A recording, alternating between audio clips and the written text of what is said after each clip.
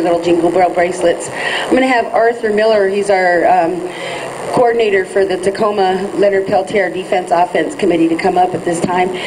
Thank you.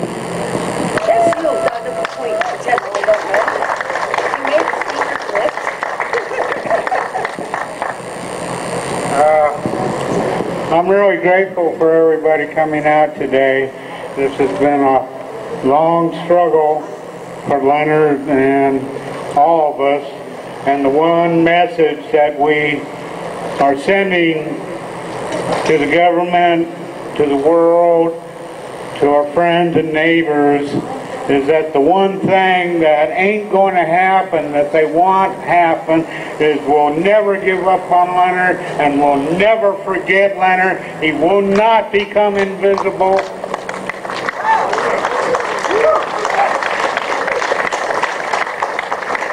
This is the organizing of these marches and stuff is hard, but it's a grassroots hard. Each event that we hold is the makeup of what everybody does. Everybody that shows up, everybody that sends a message to their friends, everybody that hands out a flyer. Whatever it is that you do to help, you are an important part of this event. And together, all of you is what makes up this event. Those that you see speaking here may have certain knowledge, and that's the reason why we speak, but it is you all out there that hear the words today that are the most important people here, because you'll take it home with you and maybe give that blessing to your friends and neighbors and others. We will keep doing this. We will be out here next year. We didn't do it in the winter like we normally do. It seems like more people come out when it's cold as heck. But nevertheless, I think this just went out. I don't particularly. Nevertheless, we're here. And we're here for a very important person and cause and situation. When I speak about Leonard, and I speak in solidarity of Leonard, I first always talk about Leonard as a person, and some of the other speakers will get more than that, because Leonard has stood strong for so many years, not just for his own case, but any time a struggle comes up that he hears about, he sees that there's something that he can do for them. He'll issue a statement of support to try to encourage them to go on. He just did that recently with a beautiful statement about Idle No More.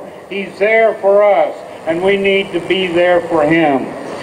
The other reason is this is possibly the most important political case in the history of this country. And the reason why I say this is that this situation was not somebody caught in the wrong place at the wrong time, or any of these other things that many of our activists do. This was a planned situation. On the Pine Ridge Reservation, they had learned about high-grade uranium in the northwest corner. They wanted that uranium, but they knew, because the elders refused to take money for the Black Hills, that there's no way that the Lakota people were going to sell that land. So they decided to use other methods, under-the-table methods that they always keep people of us doing, but we never do, but they do. They violated their Constitution. They violated the laws of this land. But still it happened. It happened because there were corporations and TVA, Tennessee Valley Authority, that wanted that uranium. And they knew that the only way they could get that uranium was to suppress traditional Lakota people. The traditional Lakota people went through a period of time called the Reign of Terror there. Over 66 people were murdered. Villages were shot up. This was right after Wounded Knee. They went back to AIM, particularly Northwest AIM, and asked for help. Leonard and the rest of Northwest AIM went to Pine Ridge and set up an encampment to help them. but not just as you might believe warriors to do. They were doing many other things that warriors do, which is the needs of the people. They started alcohol abuse programs, community gardens. There was talk about a survival school. But they knew that, the FBI knew that they had to not only suppress the traditional people, but with that AIM encampment, they had to suppress AIM. AIM and organizations like that and struggles like the fishing struggles here, Cascadia, Fort Lawton, and everything, did something very important in this country. It put a spotlight on what's really going on in this land.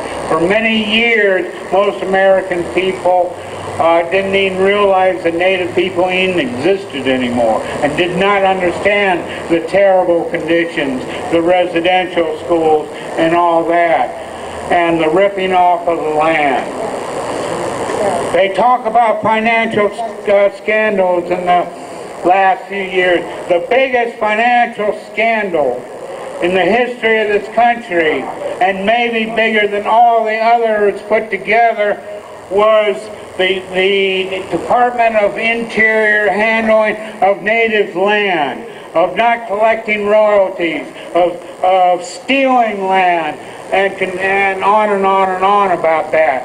Well, everybody put this big spotlight on it, including AIM, and that's what they needed to suppress. They needed to suppress that spotlight. They needed to suppress the opposition to that uranium, because AIM being around meant that there would be a spotlight on that. That section of the reservation was illegally signed over the day before the so-called shootout at Oglala. How do we know that this was pre-planned? First off, that the illegal signing of a chunk of the Oglala reservation without the Oglala Tribal Council, without a vote of the people, just by a corrupt tribal chairperson by the name of Dickie Wilson on the day before the shootout. The day before, the FBI was out there. They knew what was at that. They went in and talked to them. They knew that it was possible to go in and talk to people at the camp. No problem. But that wasn't good enough. They had stated that they did not want another Wounded Knee. They want something over quick. We also know because local hospitals were told to expect casualties on that day. We also know because all the roads leading into that area were blockaded. So they send in 2 FBI agents supposedly chasing a red pickup truck, which for all the great money that they have to spend on vehicles, apparently they couldn't catch this old reservation pickup truck out on the highway and stop and see who was in it. Rather, they followed it on to the encampment, which they had no warrant or anything to go upon. They used the excuse of this red pickup truck that they said that the young boy who had been allegedly accused of stealing a pair of used cowboy boots, and that was their ticket to invade that land on that day. They came in very fast, came up into a defensive position, just like the drive-by shootings had been occurring on the Pine Ridge Reservation. The people there believed that they were under assault, that they were fighting for their people and their own lives. A firefight did take place. Unfortunately, 2 FBI agents died. I don't want to feel good about the death of any person, but Leonard's not responsible for the death. If you want to point a finger at somebody, and they're probably in one of these buildings taking pictures of us, it was the FBI that was responsible for the death of their own agents. They sent them into a situation that they knew that those people would defend themselves, started a firefight, And just because they had that old Custer syndrome, thinking that Native people or anybody else can't defend themselves, unfortunately those two people were casualties. But it wasn't the people defending their lives that were casualties. Look at it this way. Somebody comes up to rob you with a gun, and you bat that gun away, and somehow it goes off, and that person dies or something. That's self-defense. It's that person that pulled the gun on you that's responsible. It was the FBI that was responsible for that day.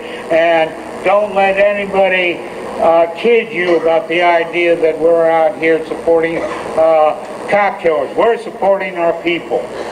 Through the trials, the government broke its own laws. It intimidated the witnesses. We can prove it. They fabricated ballistics reports. We proved it.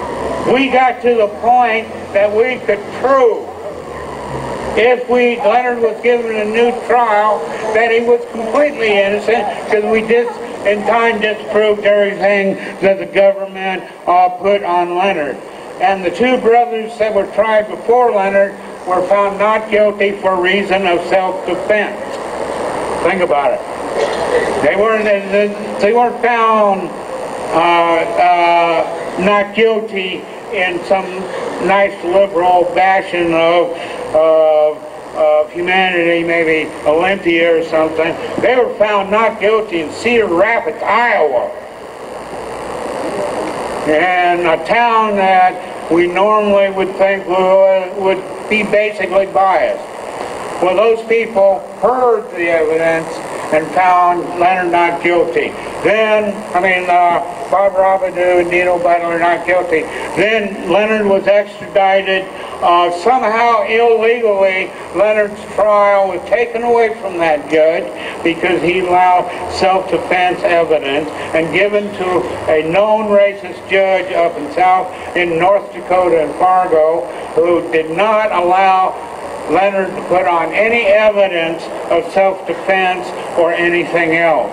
And the last thing to say about that case was Leonard got extradited back to this country when the United States government gave knowingly lying affidavits to the government of Canada. They had a woman by the name of Myrtle Poorbear come out and say she saw Leonard shoot the agent. Myrtle Poorbear was not there that day. Matter of fact, Myrtle Poorbear had been intimidated by the FBI. They were holding her in motel rooms and told her that she didn't sign those affidavits, that she'd never see her children again. When she finally got free and went to Leonard's lawyer while that trial was going on, she asked to testify about what was going on. The judge heard her testimony before the jury did and said that the jury could not hear her testimony because if she was to be believed, she would shock the conscience of the court. No doubt about it. Since then, we've had judges saying that the government was as responsible as anybody else for what happened. They came out and say that now that they don't know what part Leonard may have played in the situation that day, only that Leonard was there. Considering that the first two guys were found not guilty for reason of self-defense, Leonard has been in prison for 37 years for the act of self-defense. There's no doubt about that. Well, as I said, Leonard is about everything else that goes around him, even in the prison. Leonard went on a hunger strike once in Marion for the conditions of prisoners.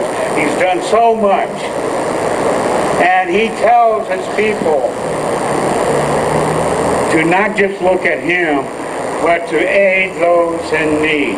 When Mumia Abu Jamal was sentenced to death, Leonard asked his supporters to stop working on his case and make damn sure that they didn't execute Mumia. That's the type of person Leonard Peltier is. He's for the people. He's for the earth.